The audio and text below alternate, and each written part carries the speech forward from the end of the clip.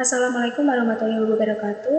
Pada kesempatan kali ini, saya akan mempresentasikan hasil penelitian saya yang berjudul Pengaruh Komisaris Independen Kualitas Audit dan Financial Distress terhadap Integritas Laporan Keuangan pada perusahaan pertambangan yang terdaftar di Bursa Efek Indonesia periode 2020 sampai 2022. Sebelumnya izinkan saya memperkenalkan diri. Nama saya Farajina Rosilia Krista dengan NIM 2020-12206. Selanjutnya, langsung saja pada materi yang pertama, masuk pada bab 1 latar belakang penelitian. Menurut Ikatan Akuntan Indonesia tahun 2017, laporan keuangan adalah suatu penyajian terstruktur dari posisi keuangan dan kinerja keuangan suatu entitas yang bertujuan untuk memberikan informasi mengenai posisi keuangan, kinerja keuangan, dan arus kas entitas yang bermanfaat bagi sebagian besar kalangan penggunaan laporan dalam pembuatan keputusan ekonomi, serta menunjukkan hasil pertanggungjawaban manajemen atas penggunaan sumber daya yang dipercayakan kepada mereka. Integritas laporan keuangan sendiri dapat diartikan sebagai ukuran kebenaran atau kejujuran suatu perusahaan dalam menyajikan sebuah informasi yang dibutuhkan oleh pihak-pihak yang berkepentingan melalui laporan keuangan. Untuk selanjutnya itu fenomena penelitian. Kasus manipulasi data keuangan yang seringkali terjadi membuktikan bahwa laporan keuangan memberikan integritas rendah bagi para penggunanya, sehingga tidak mencerminkan kondisi keuangan perusahaan yang sebenarnya.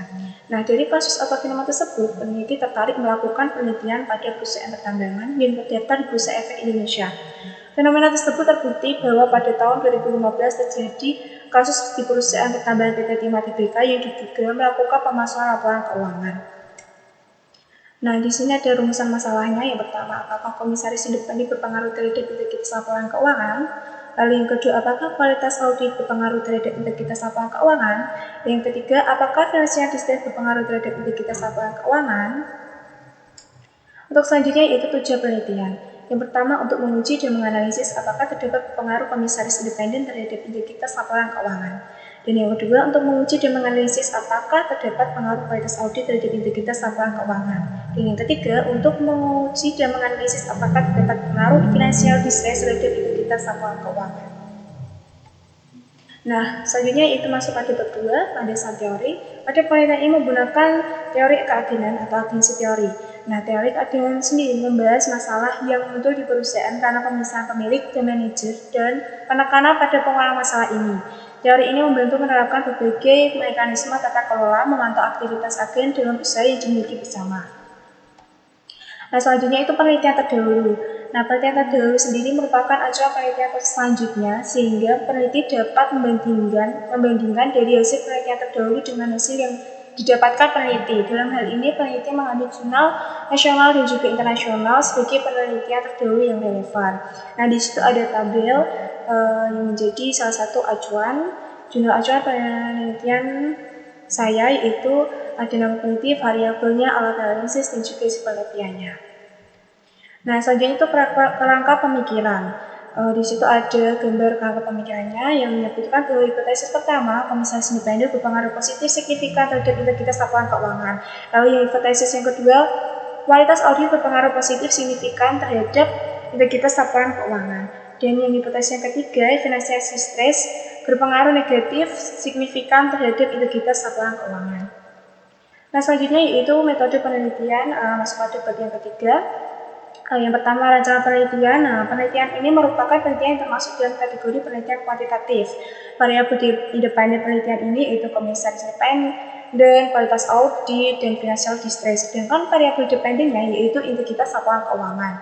Nah, data yang digunakan dalam penelitian ini adalah data sekunder berupa laporan keuangan tahunan yang sudah dilaporkan oleh perusahaan yang terdaftar di Bursa Efek Indonesia. Yang selanjutnya itu adalah definisi operasional dan pengukuran variabel. Di situ ada variabel dependen, pengukurannya yaitu menggunakan konservatisme. Nah, di situ ada rumusnya.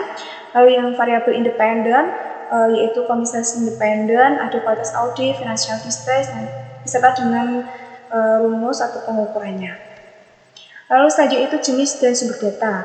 Nah, pada penelitian ini peneliti melakukannya yaitu dengan menggunakan data sekunder yang diperoleh dari sumber data yang dipakai pada penelitian ini berupa laporan keuangan yang dikeluarkan oleh perusahaan pertambangan yang terdaftar di Bursa Efek Indonesia dengan kriteria tertentu.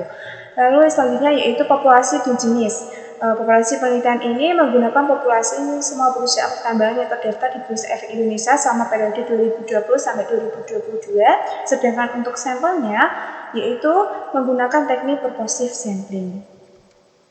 Selanjutnya yaitu pengumpulan data. Metode pengumpulan data pada penelitian ini dengan cara menggunakan data laporan keuangan perusahaan tambahan yang sesuai dengan kriteria yang sudah ditentukan. Nah, data penelitian ini yaitu diperoleh dari Bursa Efek Indonesia.